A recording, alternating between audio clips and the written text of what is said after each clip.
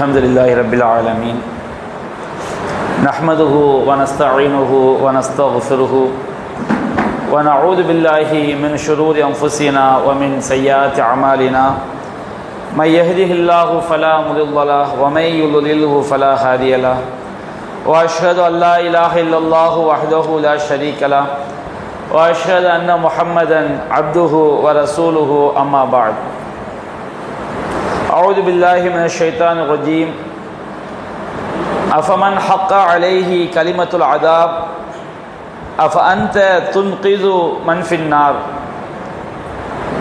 لكن الذين اتقوا ربهم لهم غرف من فوقها غرف مبنية تجري من تحتها الأنهار وعد الله لا يخلف الله الميعاد. அன்பிற்குரிய சகோதரர்களே, நாம் இந்த திருக்குரான் விளக்க உரை வகுப்பிலே திருமலை குரானின் 39வது அத்தியாயமாகிய சூரா அஸ்-ஸுமர் என்ற அத்தியாயத்தின் விளக்க உரையை பார்த்து வருகின்றோம். அல்லாஹ்வுடைய கிருபையினால் நாம் இந்த வாரத்திலே 19வது வசனத்தினுடைய விளக்கத்தை பார்க்கவிருக்கின்றோம். அல்லாஹ் ரப்புல் ஆலமீன் இந்த வசனத்திலே நபிகள் நாயகம் ஸல்லல்லாஹு அலைஹி வஸல்லம் அவர்களை பார்த்து அல்லாஹ் கேட்கின்றான், அஃபமன் ஹக்க அலைஹி கலிமத்துல் அதாப், நபியே, வேதனை பற்றிய வாக்கு யார் மீது உறுதியாகி விட்டதோ, அஃப அந்த துன்கிது மன் ஃபின்னார், நரகத்தில் கிடக்கும் அவனை நீங்கள் காப்பாற்றி விடுவீர்களா, காப்பாற்றி விட முடியுமா என்று நபிகள் நாயகம் ஸல்லல்லாஹு அலைஹி வஸல்லம் அவர்களை பார்த்து அல்லாஹ் கேட்கின்றார். அல்லாஹ்வுடைய வேதனை பற்றிய வாக்கு, இவன் நரகத்தை தான் சென்றடைவான் என்று அல்லாஹ்வுடைய வாக்குறுதி எவனுக்கு உறுதியாகி விட்டதோ அவனை நீங்கள் நரகத்திலிருந்து காப்பாற்ற முடியுமா என்று நபிகள் நாயகம் ஸல்லல்லாஹு அலைஹி வஸல்லம் அவர்களை பார்த்து அல்லாஹ் ரப்பல் ஆலமீன் இந்த வசனத்திலே கேள்வியாக கேட்கின்றார். இதில் பல்வேறு அடிப்படை கொள்கைகள், பாடங்கள், படிப்பினைகள் அல்லாஹ் ரப்புல் ஆலமீனுடைய இந்த கேள்வியில் நமக்கு இருக்கின்றது. முதலாவதாக வேதனை பற்றிய அல்லாஹ்வுடைய வாக்கு என்று அல்லாஹ் ரப்புல் ஆலமீன் குறிப்பிடுகின்றார். வேதனை பற்றிய அல்லாஹ்வுடைய வாக்கு என்று சொன்னால், எவர்கள் ஈமான் கொள்ளவே மாட்டார்கள், இறை நம்பிக்கையை கொள்ள மாட்டார்கள், அவங்க குஃபுரில் தான் செய்வாங்க, மரணிக்கின்ற வரை இறை மறுப்பில் தான், இணை வைப்பில் தான் இறுதி வரை இருப்பார்கள் என்று அல்லாஹ் ரப்புல் ஆலமீன் யாருக்கு நாடிவிட்டானோ அவர்கள் கண்டிப்பாக நரகம் செல்வார்கள் என்பது அல்லாஹ்வுடைய வாக்குறுதி. அப்போ வேதனை பற்றிய வாக்கு என்று அல்லாஹ் குறிப்பிடுவது, கண்டிப்பாக யார் நரகம் செல்வார்கள் என்று அல்லாஹ் தீர்மானித்து விட்டானோ அத்தகைய மக்களைத்தான் அல்லாஹ் ரப்புல் ஆலமீன் அவ்வாறு குறிப்பிடுகின்றான். அப்போ அல்லாஹ் ரப்புல் ஆலமீன் ஒருவனுக்கு அவன் நரகம்தான் செல்ல வேண்டும் என்று தீர்மானித்து விட்டால் நபிகள் நாயகம் ஸல்லல்லாஹு அலைஹி வஸல்லம் அவர்களால் அவனை காப்பாற்ற முடியாது. இந்த உலகிலும் காப்பாற்ற முடியாது, மறுமையிலும் காப்பாற்ற முடியாது. இந்த உலகில் காப்பாற்ற முடியாதுன்னா என்ன விளக்கம், அதை நாம் தெரிந்து கொள்ளணுமா இல்லையா? இப்போ நபிகள் நாயகம் ஸல்லல்லாஹு அலைஹி வஸல்லம் அவர்கள் ஹயாத்தாக இருக்கும் போதே அல்லாஹ் ரப்புல் ஆலமீன் திருமறை வசனத்தை அல்லாஹ் இறக்கி வைக்கிறான். அபூ லஹப் சம்பந்தமாக, தப்பத் யதா அபீ லஹபி வ தப்ப, அபூ லஹபுடைய இரு கரங்களும் நாசமாகிவிட்டது, அவனும் என்ன செய்து விட்டான், அழிந்து விட்டான். அப்போ அல்லாஹ் ரப்புல் ஆலமீன் இந்த வசனத்தில் அபூ லஹபுடைய இரு கைகளும் நாசமாகிவிட்டது, அவனும் நாசமாகிவிட்டான். மா அக்னா அன்ஹு மாலுஹு வ மா கஸப், அவனுடைய செல்வமும் அவனுடைய அவன் சம்பாதித்தவையும் அவனுக்கு பயனளிக்கவில்லை. அப்படி அல்லாஹ் சொல்லிக்கொண்டே வரும்போது யஸ்லா நாரன் தாத்த லஹப், மறுமை நாளில் அவன் கொழுந்து விட்டெறியும் நரக நெருப்பில் என்ன செய்வான், நுழைவான். அப்படி அல்லாஹ் ரப்புல் ஆலமீன் அபூ லஹப் இந்த உலகத்தில் ஹயாத்தாக இருக்கும் பொழுதே அவன் மறுமையில் எங்கே தான் போக போகிறான், நரகத்துக்கு தான் போக போகிறான்னு சொல்லி நபிகள் நாயகம் ஸல்லல்லாஹு அலைஹி வஸல்லம் அவர்களுக்கு அல்லாஹ் வசனத்தை இறக்கி வைக்கிறான். அபூ லஹபுக்கு நரகம் தான் என்று அல்லாஹ் செய்து விட்டான். நபிகள் நாயகம் உயிரோடு இருக்கும்போது, அபூ லஹப் உயிரோடு இருக்கும் போதே அல்லாஹ் தீர்மானித்து விட்டான். அப்ப அபூ லஹப் நரகத்திற்கு செல்லக்கூடியவன் என்று தீர்மானிக்கப்பட்டு விட்டது. அல்லாஹ் தீர்மானித்து நபிகள் நாயகத்தை வசனமா இறக்கி வைத்து விட்டான். இப்ப இந்த அபூ லஹபுடைய உள்ளத்தை மாற்றி அல்லாஹ் அவனுக்கு நரகம் தீர்மானித்துட்டானா இல்லையா?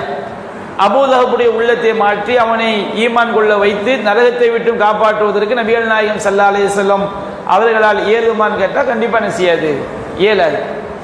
நபிகள் நாயகம் ஸல்லல்லாஹு அலைஹி வஸல்லம் அவர்களுக்கே இயலாதுன்னு சொன்னோம்னா நபிகள் நாயகம் ஸல்லல்லாஹு அலைஹி வஸல்லம் அவர்கள் கீழே உள்ள யாராவது என்ன செய்யாது? நரகம் என்று அல்லாஹ் யாருக்கு விதியாக்கி விட்டானோ அவனை என்ன செய்ய முடியாது, காப்பாற்ற முடியாது. அப்போ ஒருவனை நரகத்திலிருந்து காப்பாற்ற வேண்டும் என்றால் அதற்கு என்ன அவசியம்? ஹிதாயத் அவசியம். ஹிதாயத்துன்னு சொன்னோம்னா நேர்வழியை தெரியவும் வேண்டும், நேர்வழியில உள்ளத்தை கொண்டு செல்லவும் வேண்டும். நம்ம அல்ஹம்து சூரால ஓதுறோம், இஹ்தினஸ் சிராத்தல் முஸ்தகீம், இறைவா எங்களை நேரான வழியில் நடத்துவாயாக. அல்லாஹ் ரப்புல் ஆலமீன் அவன் எந்த மார்க்கத்தை நபிகள் நாயகத்துக்கு கொடுத்தானோ அந்த வழியில் நம்முடைய உள்ளத்தை அல்லாஹ் தான் கொண்டு செல்ல முடியும். அல்லாஹ் யாரும் செய்ய முடியாது, கொண்டு செல்ல முடியாது. அப்போ நபிகள் நாயகம் காட்டி தந்த வழியில் நம்முடைய உள்ளம் செல்ல வேண்டும் என்று சொன்னால் அது பற்றி அறிவு அவசியம். அப்போ மார்க்கத்தை பற்றிய அறிவும் ஹிதாயத்து, மார்க்கத்தினுடைய வழியில் நடப்பதும் ஹிதாயத்து. அப்ப இந்த ரெண்டையும் நமக்கு தரக்கூடியவன் யார் மட்டும்தான்? அல்லாஹ் ரப்புல் ஆலமீன் மட்டும்தான். நம்ம நேர்வழியை தெரிந்த ஒருவன் நேர்வழியை சொல்ல முடியும். ஹிதாயத்துங்கிற வார்த்தைக்கு ரெண்டு அர்த்தம் உண்டு. ஒரு அர்த்தம் என்ன? நேர்வழியை சொல்லுதல். நேர்வழி நீ அல்லாஹ்க்கு இணை வைக்காத, திருடாத, பொய் பேசாத, விபச்சாரம் பண்ணாதீங்க, இந்த மாதிரி சொந்த பந்தங்களை இணைச்சு வாழுங்க, பெற்றோரை கவனிச்சுக்கிடுங்க, இது நேர்வழியை சொல்லுவது. நேர்வழியை சொல்றதும் வழிகாட்டுறது, நேர்வழி காட்டுறது தான். நேர்வழியை சொல்வது மனிதர்களுக்கு இயலும், படைப்பினங்களுக்கு இயலும். நபிகள் நாயகம் ஸல்லல்லாஹு அலைஹி வஸல்லம் அவர்கள் நேர்வழியை சொன்னார்கள். நாமளும் நேர்வழி என்ன செய்ய முடியும்? குர்ஆனிலிருந்து ஹதீஸிலிருந்து நேர்வழியை தெரிஞ்சு சொல்ல முடியும். ஆனால் நேர்வழியில் உள்ளத்தை கொண்டு செல்லக்கூடிய யார் மட்டும்தான்? அல்லாஹ் ரப்புல் ஆலமீன் ஒருவன் மட்டும்தான். ஒருவன் நேர்வழியை தெரிவதனால எந்த ஒரு பிரயோஜனம் கிடையாது. நேர்வழியா அல்லாஹ் ஒருவன் தான் கடவுள் ஒருத்தன் தெரிஞ்சுக்கிட்டான், இதனால ஏதாவது பிரயோஜனம் இருக்கா? பிரயோஜனம் இல்லை. எப்போ அது பிரயோஜனமாகும்? இறைவன் ஒருவன் தான் வணக்கத்திற்கு தகுதியானவன் என்பதை தெரிந்து கொண்டு அவனுடைய உள்ளம் அதை ஏற்றுக்கொண்டு அவன் மௌத்தாவர வரைக்கும் அதில் செல்லணும். அப்படி சென்றால் தான் அது அவனுக்கு பயனுள்ளதாக என்ன செய்யும், அமையும். இப்போ நபிகள் நாயகம் ஸல்லல்லாஹு அலைஹி வஸல்லம் அவர்களால் ஒருவன் நரகத்திலிருந்து காப்பாற்றணும் வச்சுக்கிடுங்க, அவனுடைய உள்ளத்தை நேர்வழியின் பக்கம் திருப்பணும். நபிகள் நாயகம் ஸல்லல்லாஹு அலைஹி வஸல்லம் அவங்களால முடியுமா? நேர்வழியில் உள்ளம் சென்றாதான் யாருக்கு யாருடைய உள்ளத்தை அல்லாஹ் நேர்வழியில் திருப்பவில்லையோ அவங்க எல்லாம் நரகவாதி ஆயிடுவாங்க, நரகத்திற்கு தகுதியானவங்க ஆயிடுவாங்க. அப்ப நரகத்திற்கு தகுதியானவங்களுடைய உள்ளத்தை சொர்க்கவாதிகளாக மாத்தணும்னா அவங்களுடைய உள்ளத்தை நேர்வழியின் பக்கம் திருப்பணும். இப்ப நபிகள் நாயகம் ஸல்லல்லாஹு அலைஹி வஸல்லம் அவங்களால யாருடைய உள்ளத்தையாவது நேர்வழியின் பக்கம் திருப்ப முடியுமானா உள்ளத்தை திருப்பக்கூடிய ஆற்றல் யாருக்கு மட்டும்தான் இருக்குது? அல்லாஹ்க்கு மட்டும்தான் இருக்கு. அல்லாஹ்க்கு நபிகள் நாயகம் வைத்த பேர் என்ன? முகல்லிபுல் குலூப், உள்ளங்களை புரட்டக்கூடியவன். அல்லாஹும்ம யா முகல்லிபுல் குலூப் சப்பித் கல்பி அலா தீனிக், அல்லாஹ்வே உள்ளங்களை புரட்டக்கூடியவனே என்னுடைய உள்ளத்தை உன்னுடைய மார்க்கத்தில் நீ நிலைபெற செய்வாயாக, உறுதியாக்கி வைப்பாயாக. நபிகள் நாயகம் செஞ்சாங்க, அல்லாஹ்ட்ட துவா கேட்டாங்க. அப்ப நபிகள் நாயகம் ஸல்லல்லாஹு அலைஹி வஸல்லம் அவங்களால யாருடைய உள்ளத்தை என்ன செய்ய முடியாது? நேர்வழியில கொண்டு போய் சேர்க்க முடியாது. அப்படி சேர்க்க முடியும்னு வச்சுக்கிடுங்க, ரசூல் ஸல்லல்லாஹு அலைஹி வஸல்லம் அவங்களுடைய ரத்த உறவுகளா இருந்தாங்க. அபூ ஜஹல் ரசூலுல்லாஹ்வுடைய ரத்த உறவு தான். உத்துபா, ஷைபா, அபூ லஹப், அப்துல் முத்தலிப், எல்லா அபூ தாலிப் ரசூலுல்லாஹ்வுடைய சிறிய தந்தை ரசூலுல்லாஹ் வளர்த்த அபூ தாலிப், எல்லாருடைய உள்ளத்தை ரசூலுல்லாஹ் மாற்றி இருக்கேன்னு நபிகள் நாயகம் ஸல்லல்லாஹு அலைஹி வஸல்லம் அவங்களால என்ன முடியாது? யாருடைய உள்ளத்தையும் நேரான வழியில் கொண்டு சேர்க்கக்கூடிய ஆற்றல் நபிகள் நாயகம் ஸல்லல்லாஹு அலைஹி வஸல்லம் அவர்களுக்கு கிடையாது. இது இஸ்லாத்துடைய அக்கீதா. இதை ஒரு புரியதான் வச்சுக்கிடுங்க. அல்லாஹ் ரப்புல் ஆலமீன் தான் நம்முடைய உள்ளம் இறைவனுடைய கட்டுப்பாட்டில் தான் இருக்கிறது. இறைவனால் மட்டும்தான் உள்ளத்தை நேர்வழியில் செலுத்த முடியும் என்ற கொள்கையை ஒருவன் ஏற்றுக்கொள்ளல. ஏற்றுக்கொள்ள என்ன அர்த்தம்? இல்லை மனிதர்களாலும் என்ன செய்யும்? உள்ளத்தை மாற்ற முடியும். தரீக்கத்தில் ஃபுல்லாக அதுதானே. தரீக்காவில் பல்வேறு பேர்களை வச்சு ஷேக்கு முரீதுன்னு வேஷம் போடுறாங்களா இல்லையா? இவங்க ஃபுல்லாக என்ன சொல்லுவாங்க? நீ ஒரு ஷேக்கிட்ட போய் உன்னை நீ ஒப்படைச்சிட்டேன்னு சொன்னோம்னா உன்னுடைய உள்ளத்தை அவர் என்ன செய்வாரு, நல்வழிப்படுத்துவாரு அப்படின்னு என்ன செய்றாங்க சொல்றாங்க. அதே நபிகள் நாயகம் ஸல்லல்லாஹு அலைஹி வஸல்லம் அவர்களுக்கே உள்ளத்தை நல்வழிப்படுத்தக்கூடிய ஆற்றல் இல்லையே, எந்த ஒரு நபிக்கும் கிடையாதுல. அப்படி இருந்துச்சுன்னு வச்சுக்கிறேங்க, இப்ராஹிம் அலைஹிஸ்ஸலாம் தன்னுடைய தந்தை ஆசருடைய உள்ளத்தை மாத்திருப்பாங்களே, நூஹ் அலைஹிஸ்ஸலாம் தன்னுடைய மனைவியுடைய உள்ளத்தை மாத்திருப்பாங்களே, ஹூத் அலைஹிஸ்ஸலாம் தன்னுடைய மனைவியுடைய உள்ளத்தை மாத்திருப்பாங்களே, நூஹ் நபி தன்னுடைய மகனுடைய உள்ளத்தை மாற்ற முடியலையே. நபிமார்களுக்கே முடியலைங்கும் போது யாரால முடியும்? யாராவது ஒருவருடைய உள்ளத்தை நேர்வழியில் பக்கம் கொண்டு சேர்க்கக்கூடிய அதிகாரம் படைப்பினங்களுக்கு இருக்குன்னு சொன்னோம்னா நபிமார்கள் செஞ்சிருப்பாங்க.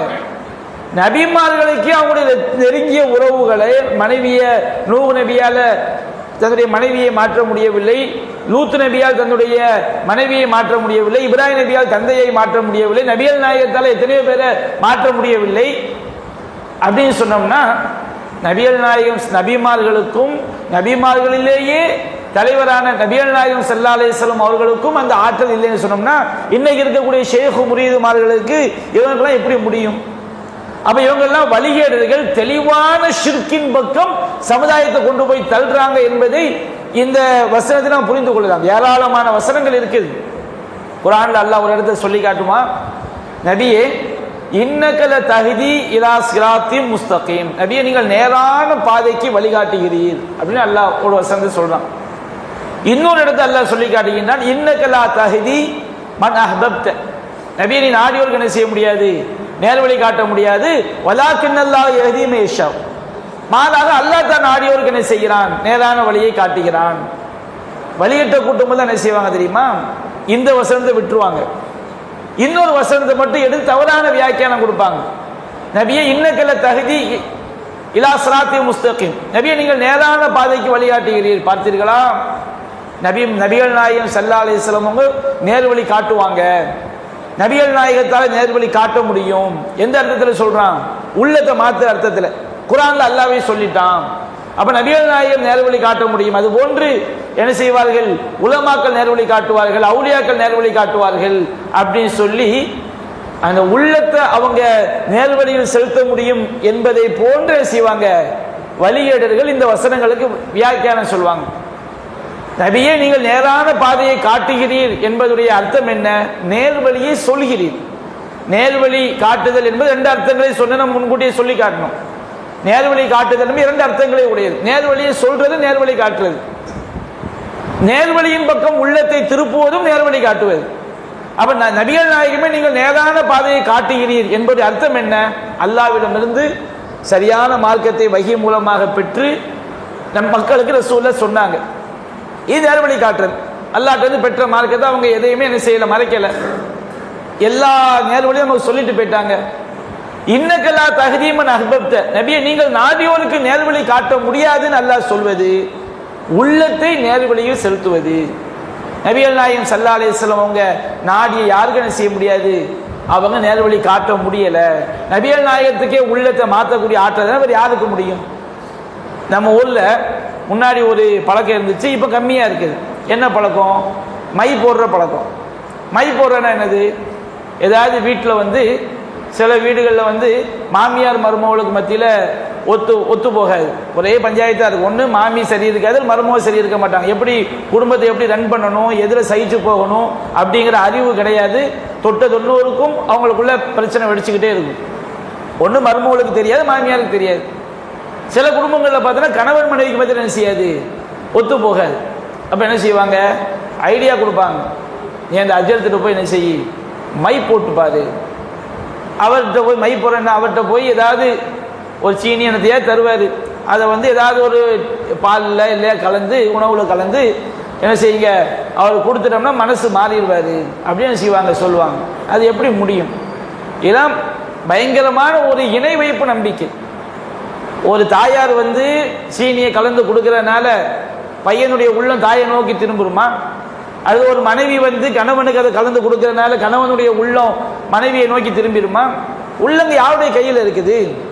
அப்ப அல்லாஹ் ரப்பல் ஆலமீன் இன்ன குலூப பனி ஆதம பைன உஸ்புஐனி மின் அஸாபிர் ரஹ்மான், அல்லாஹ் மனிதர்களுடைய உள்ளங்கள் எல்லாம் அல்லாஹ்வுடைய இரு விரல்களுக்கு மத்தியில் இருக்குன்னு சொல்லி நபிகள் நாயகம் சொன்னாங்களே, அந்த அர்த்தம் என்ன? அல்லாஹ் தான் உள்ளங்களை பொருட்டக்கூடியவன் என்று குர்ஆன் சொல்லுது. அதுக்கு அர்த்தம் என்ன?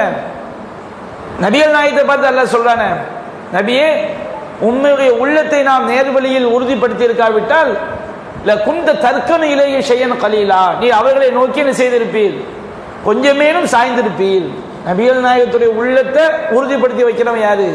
அல்லாஹ் ரப்பல் ஆலமீன். நபிகள் நாயகத்துடைய உள்ளத்தையே அல்லாஹ் தான் உறுதிப்படுத்தி வைக்கணும்னு சொன்னோம்னா இந்த அஜர்த்துமார்களால இந்த இவங்களால நம்முடைய உள்ளத்தை மாத்திர முடியுமா? அதான் தெளிவான ஒரு வழிகேடுங்கிறத நம்ம என்ன செஞ்சு விளங்கிக்கணும். அப்ப நபிகள் நாயகம் ஸல்லல்லாஹு அலைஹி வஸல்லம் அவங்க நரகத்தில் இருப்பவன், நரகத்தில் இருப்பவன் சொல்ல, நரகத்தில் போயிட்டாலும் சரி, அது நரகத்துக்கு போவதற்குரிய தகுதி இருந்தாலும் சரி, அதுல யாராவது ஒருவரை நரகத்திற்கு தகுதியானவனாக அல்லாஹ் ஆக்கி விட்டார், அது நரகத்தில் தூக்கி அல்லாஹ் போட்டு விட்டால் அவங்க நரகத்தில் நபிகள் நாயகம் காப்பாற்ற முடியுமானா காப்பாற்ற முடியாது. நபிகள் நாயகத்துக்கே முடியாதுங்கும் போது வேறு யாராலும் முடியாது. இது இஸ்லாத்துடைய அடிப்படை. நபிகள் நாயகம் ஸல்லல்லாஹு அலைஹி வஸல்லம் அவர்களுக்கு அல்லாஹ் ஒரு வசனத்தை இறக்கி வைக்கிறான், வஅந்திர் அஷீரத்தக்கல் அக்ரபீன், நபியே உம்முடைய நெருங்கிய உறவினர்களை அச்சமூட்டி எச்சரிக்கை செய்வீராக அப்படிங்கிற இறை வசனத்தை அல்லாஹ் இறக்கி வைத்தவுடனே நபிகள் நாயகம் ஸல்லல்லாஹு அலைஹி வஸல்லம் அவர்கள் சஃபா மலை குன்றின் மீது எல்லாரும் என்ன செய்றாங்க, தன்னுடைய குடும்பத்தை எல்லா மக்கால உள்ள மக்களை எல்லாம் ஒன்று கூட்டுறாங்க. யா சபாஹா, யா சபாஹா, அதிகாலை ஆபத்து, அதிகாலை ஆபத்துன்னு சொன்ன உடனே எல்லாரும் வந்துடுறாங்க. அப்போ நபிகள் நாயகம் ஸல்லல்லாஹு அலைஹி வஸல்லம் மக்களுக்கு நிறைய உபதேசம் சொல்றாங்க. யா மாஷர் குரைஷ், குறைஷிகளே, இஸ்தரவு அலா அன்ஃபுசிக்கும், உங்களை நீங்களே பாதுகாத்துக் கொள்ளுங்கள். லா உகுனி அன்கும் மினல்லாஹி ஷையா, அல்லாஹ்விடமிருந்து உங்களுக்கு ஏற்படக்கூடிய எந்த ஒன்றையும் நான் தடுத்து விட முடியாது. மறுமையில் நபிகள் நாயகம் ஸல்லல்லாஹு அலைஹி வஸல்லம் குறைஷி குலத்தை சார்ந்தவர்கள், அவங்க அல்லாஹ்விடமிருந்து காப்பாற்ற முடியும்னா காப்பாற்ற முடியாது. நபிகள் நாயகத்துடைய முதல் பிரச்சாரமே அதுதான். தன்னுடைய குடும்பத்துக்கு சொல்றாங்க, நீங்க உங்களை பாதுகாத்துக்கிடுங்க, அல்லாஹ் ரசூல் சொன்னபடி நடந்துக்கிடுங்க, நாளைக்கு உங்களுக்கு ஏற்படக்கூடிய ஒன்றை நான் தடுத்து விட முடியாது நபிகள் நாயகம் சொன்னாங்க.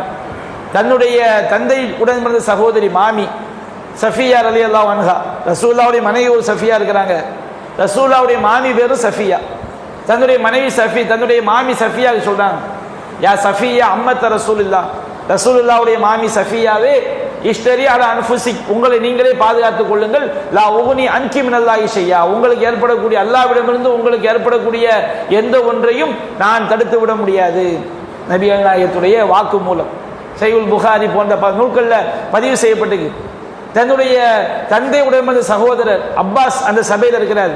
யா அப்பாஸ் அம்ம ரசூலுல்லாஹ், ரசூலுல்லாஹ்வுடைய தந்தையுடன் பிறந்த சகோதரர் அப்பாஸே இஷ்டரி அலா அன்ஃபுசிக், உங்களை நீங்களே பாதுகாத்துக் கொள்ளுங்கள். உங்களுக்கு லா உகுனி அன்க மினல்லாஹி ஷையா, அல்லாஹ்விடமிருந்து உங்களுக்கு ஏற்படக்கூடிய எந்த ஒன்றையும் நான் தடுத்து விட முடியாது. ரசூலுல்லாஹ்வுடைய மகள் தன்னுடைய இதயத்தின் ஒரு பகுதின்னு சொன்னாங்களே, அந்த மகள் ஃபாத்திமா அங்க இருக்கிறாங்க. பின்னாடி ஃபாத்திமா ரலியல்லாஹு அன்ஹா அவங்க சொர்க்கத்துடைய தலைவி நபிகள் நாயகம் சொன்னாங்க. ஆரம்பத்தில் ஃபாத்திமா ரலியல்லாஹு அன்ஹா அவங்களுக்கு நபிகள் என்ன சொன்னாங்க, யா ஃபாத்திமா பின்த ரசூலுல்லாஹ், அல்லாஹ்வுடைய தூதருக்கு மகள் ஃபாத்திமாவே, சலீமி மாலி மாஷிருத்தி, என்னுடைய செல்வத்திலிருந்து காசு பண்ண வேணும்னா நீங்க தகப்பனாருங்கிற முறையில் என்கிட்ட கேளு. இந்த உலகத்தில் தகப்பனார் தானே பிள்ளை கொடுக்க முடியும். ஃபாத்திமா ரலியல்லாஹு உங்களுக்கு காசு பண்ண வேணும்னா என்கிட்ட கேளுமா, ஆனால் நாளை மறுமையில் அல்லாஹ்விடமிருந்து உனக்கு ஏற்படக்கூடிய எந்த ஒன்றை என்ன செய்ய முடியாது, நான் தடுத்து விட முடியாது. மறுமையில் என்ன இந்த உலகத்திலேயே அல்லாஹ்ட்ட ஏதாவது ஒரு ஆபத்து ஏதாவது சோதனை வந்துச்சுன்னா நபிகள் நாயகத்தால் தடுக்க முடியுமா? தடுக்க முடியாது. அப்ப இதுதான் அடிப்படை. இது இன்னொரு செய்தி நம்ம விளங்கிக்கணும். மறுமை நாளில் நரகத்தில் குறைந்தபட்ச வேதனையை பெறக்கூடியதுல ஒரு ஆள் யாருன்னா அபூ தாலிப். சஹாபாக்கள் நபிகள் நாயகத்தை கேட்கிறாங்க, அபூ தாலிப் ரசூல் ஸல்லல்லாஹு அலைஹி வஸல்லம் அவங்களுக்கு இஸ்லாத்தை தழுவாத ஒரு பிரச்சாரகர். அபூ தாலிப் யாரு? இஸ்லாத்தை தழுவாத ஒரு பிரச்சாரகர். அவ்வளவு சப்போர்ட்டா நபிகள் நாயகம் ஸல்லல்லாஹு அலைஹி வஸல்லம் அவங்களுக்கு என்ன செஞ்சாரு, அவ்வளவு சப்போர்ட்டா அந்த துனியாவில் இருந்தார். நபிகள் நாயகம் ஸல்லல்லாஹு அலைஹி வஸல்லம் அவங்களுடைய தந்தையுடன் பிறந்த சகோதரர் என்பதை தாண்டி நபிகள் நாயகம் ஸல்லல்லாஹு அலைஹி வஸல்லம் எல்லா கொள்கைகளையும் சரியான கூடியவரை என்ன செஞ்சாங்க, இருந்தாங்க. ஆனால் அவங்க இஸ்லாம் தழுவாம என்ன செஞ்சிட்டாங்க, மௌத்தாயிட்டாங்க. அவர் சஹாபாக்கள் கேட்குறாங்க, உங்களுடைய தந்தையுடன் பிறந்த சகோதரர் அபூ தாலிப் உங்களுக்கு காண யஹூத்துலக், உங்களை மிகவும் அரவணைப்பவராக இருந்தார். யகுலபுலக், உங்களுக்காக கோபிக்கக்கூடியவராக இருந்தார். நபிகள் நாயகத்துக்காண்டி பலர்கிட்ட சண்டை போட்டவங்க அபூ தாலிப். நபிகள் நாயகத்துடைய கொள்கை தான் சரி என்று வாதிட்டாங்க.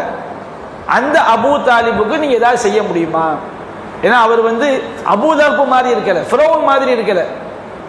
ஒரு இஸ்லாத்தை ஏற்றுக்கொண்ட சஹாபி எப்படி இஸ்லாத்துக்காண்டி பிரச்சாரம் பண்ணுவாரோ அந்த மாதிரி இஸ்லாத்தை ஏற்காம பேசுறாள் யாரு? அபூ தாலிப். அவருக்கு ஏதாவது செய்ய முடியுமான்னு கேட்கிறாங்க.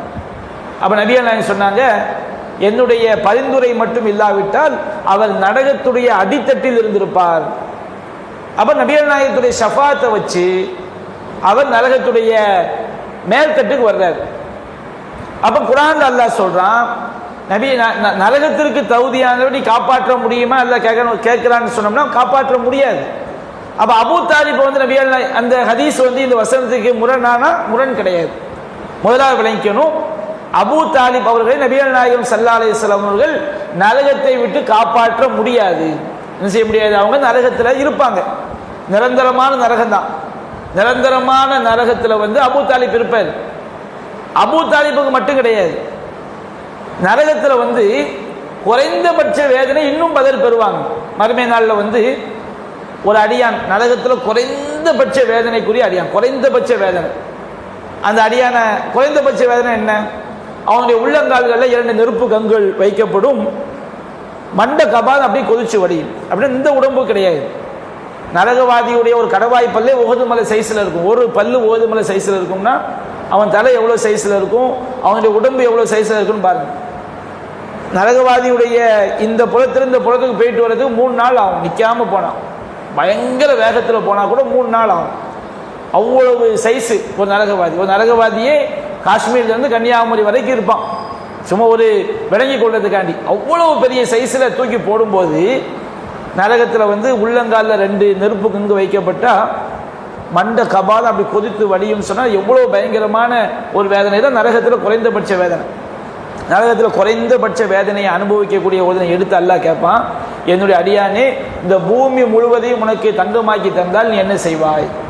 அவன் சொல்லுவான், யா அல்லாஹ் அந்த மொத்த தங்கத்தையும் உங்கள்கிட்ட தந்துட்டு நரகத்தோடு தப்பிக்க நினைப்பேன். அப்போ அல்லாஹ் சொல்லுவான், நீ உலகத்தில் வாழும்போது பூமி நிறைய தங்கத்தை எப்போ உங்கள்கிட்ட கேட்டேன், எனக்கு இணை வைக்காது என்று தானே நான் சொன்னேன். அபைத்த இல்லை ஷிர்க், நீ அந்த ஷிர்க்கை தான் செஞ்சுட்டு வந்திருக்கின்ற. அப்போ அல்லாஹ்க்கு இணை வைத்தவர்கள் நரகத்தில் குறைந்தபட்ச வேதனையில் இருப்பாங்க. அவங்க யாருன்னு சொன்னோம்னா இந்த மாதிரி அபூ தாலிப் மாதிரி ஆட்கள் குறைந்தபட்ச வேதனை இருப்பாங்க. அப்போ அபூ லஹப், அபூ ஜஹல், ஃபிரௌன் போன்ற ஆட்கள்லாம் நரகத்துடைய அடித்தட்டில் இருப்பாங்க. என்ன காரணம்?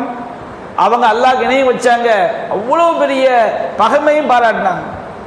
அபூ தாலிப் வந்து நிரந்தர நரகம் தான், நரகத்தை விட்டு தப்பிக்கவே முடியாது, நரகத்தை விட்டு நபிகள் நாயகம் அவரை காப்பாற்ற முடியாது. ஆனால் நபிகள் நாயகம் ஸல்லல்லாஹு அலைஹி வஸல்லம் அவங்களுடைய பரிந்துரையினால் நரகத்தில் குறைந்தபட்ச வேதனை. சரி, இப்போ நபிகள் நாயகத்துடைய தந்தை உடன் பிறந்த சகோதரர் என்பதனால அந்த வேதனை குறைப்பு அது கிடையாது. நபிகள் நாயகத்துக்கு அப்படி ரசூலுல்லாஹ்வுடைய தந்தை உடன் பிறந்த சகோதரர் என்பதனால வேதனை குறைப்புனா Abu Jahl, Abu Lahab, Utba, Shaiba எல்லாருக்கும் வந்திருக்கணுமே. எல்லாரும் அந்த வேதனை தானே இருக்கிறாங்க. நூஹ் நபியுடைய மனைவி, லூத் நபியுடைய மனைவி எல்லாம் சொல்லும்போது வகீல துஹுலன் நார மஅத் தாஹிலின், நரகவாதிகளோடு நீங்கள் நுழைந்து விடுங்கள். இந்த 2 நல்லடியார்களும் அவங்களை கொஞ்சம் கூட காப்பாற்ற முடியாது நல்லா சொல்றாங்க. அப்ப நபிகள் நாயகத்துக்கு இரத்த உறவு சொந்தம் என்பதனால் அந்த வேதனை குறைப்பு அல்ல. அவரு நபிகள் நாயகம் ஸல்லல்லாஹு அலைஹி வஸல்லம் அவங்களுக்கு முழுக்க முழுக்க சப்போர்ட்டா இருந்தார். அப்ப இந்த உலகத்துல அநியாயம் செய்யக்கூடிய காஃபிருக்கும் அநியாயம் செய்யாத காஃபிருக்கும் நரகத்தில் ஒரே வேதனை கிடையாது.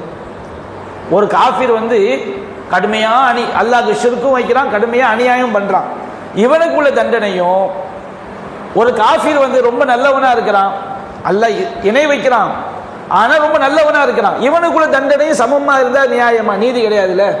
அப்ப அல்லாஹ் ரப்பல் ஆலமீன் காஃபிர்கள் செஞ்ச அநியாயத்துக்கு தகுந்த மாதிரி நரகத்தில் பல படித்தரங்களை அல்லாஹ் என்ன செஞ்சிருக்கிறான், வைத்திருக்கின்றான். அப்ப அபூ தாலிப் என்பவர் அவங்க வந்து அநியாயம் பண்ணல, அக்கிரமம் பண்ணல, மாறாக அவங்க ரொம்ப ரொம்ப ரொம்ப சப்போர்ட்டான செஞ்சாங்க இருந்தாங்க. நபிகள் நாயகத்துக்காண்டி பலரை பகைத்தார்கள், நபிகள் நாயகத்துக்கு எந்த விதமான பாதிப்பு ஏற்படாம அரவணைத்தார்கள், நபிகள் நாயகத்துக்காண்டி பலர் மேல கோபம் கொண்டாங்க, இஸ்லாத்துடைய எல்லா கொள்கைகளையும் சரி கண்டார்கள். ஆனால் அவர் கடைசி வரைக்கும் என்ன செஞ்சாரு, நம்பாமல் போய்விட்டார். அப்ப இதுக்கும் அதுக்கு என்ன கிடையாது, முரண்பாடு கிடையாது. அபூ தாலிப் நரகத்தை விட்டு தப்பிக்கவும் முடியாது. அபூ தாலிபுக்கு வேதனை குறைத்தல் என்பது நபிகள் நாயகத்துடைய உறவு என்பதற்காக அல்ல, அவர் செய்த செயலுக்காக. அல்லாஹ் ரப்பல் ஆலமீன் அந்த மாதிரி பலருக்கு என்ன செய்யறான், நரகத்தில் வந்து நல்லவங்களா அந்த உலகத்தில் அல்லாஹ்க்கு ஷிர்க் வச்சா நிரந்தர நரகம், ஆனால் நல்லவங்களா வாழ்ந்திருப்பாங்க. அவங்களுக்கு நரகத்தில் என்ன செய்யுது, அல்லாஹ் வேதனையை குறைக்கிறான். அப்ப அந்த அடிப்படையில் தான் அபூ தாலிபுக்கு வேதனை குறையதை தவிர நபிகள் நாயகம் ஸல்லல்லாஹு அலைஹி வஸல்லம் அவங்க என்ன செய்ய முடியல, அவங்களை காப்பாற்ற முடியாது என்பதையும் நாம் என்ன செய்யணும், விளங்கிக் கொள்ள வேண்டும். அப்ப இந்த வசனத்தில் மிக முக்கியமான பல அடிப்படையில் நமக்கு அல்லாஹ் சொல்லி காட்டுகிறான். அல்லாஹ் கூறுகின்றான், அஃபமன் ஹக்கா அலைஹி கலிமத்துல் அதாப், நபியே எவன் மீது வேதனை பற்றிய வாக்கு உறுதியாகிவிட்டதோ, அப்ப அந்த துன்கிது மன்ஃபின்னார், நரகத்தில் கிடக்கும் அவனை உம்மால் காப்பாற்ற முடியுமா, காப்பாற்ற முடியாது என்பதைத்தான் அல்லாஹ் ரப்பல் ஆலமீன் கேள்வி வாக்கியமாக இந்த வசனத்தில் அல்லாஹ் செய்கின்றான், சொல்லி காட்டுகிறான். அப்ப இந்த வசனத்தில் இருந்து இஸ்லாத்துடைய என்னென்ன அடிப்படைகளுக்கு ஆதாரமாக இந்த வசனம் இருக்கிறதோ அவற்றை நாம் உறுதியாக என்ன செய்ய வேண்டும், நம்பிக்கை கொள்ள வேண்டும், சத்தியத்தை விளங்கிக் கொள்ள வேண்டும். அல்லாஹ் ரப்பல் ஆலமீன் அவனுடைய வசனங்களை சரியான அடிப்படையில் புரிந்து ஈமானோடு வாழ்ந்து ஈமானோடு மரணிக்கக்கூடிய நன்மக்களாக நம் அனைவரையும் ஆக்கியாளு புரிவானாக. வாஹிரு தஅவானா அல்ஹம்துலில்லாஹி ரப்பில் ஆலமீன். அஸ்ஸலாமு அலைக்கும் வரஹ்மத்துல்லாஹி.